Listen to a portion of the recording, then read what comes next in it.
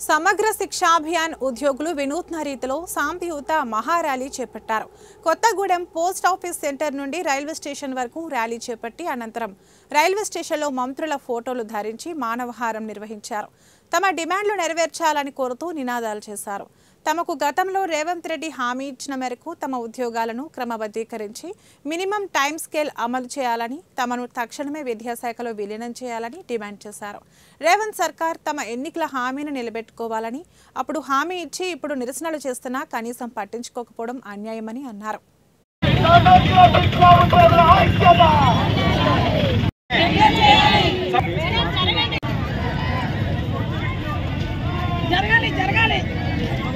KGBV SSA ఉద్యోగులము. KGBV also మేము గత 24 రోజులుగా నిర్వర్ధిక సమ్మె నిర్వహిస్తున్నాము. భద్రాద్రి కొత్తగూడెం జిల్లా రాష్ట్రం మొత్తం కూడా 33 జిల్లా కేంద్రాలలో ఈ యొక్క ధర్నాలు చేయడం జరుగుతుంది.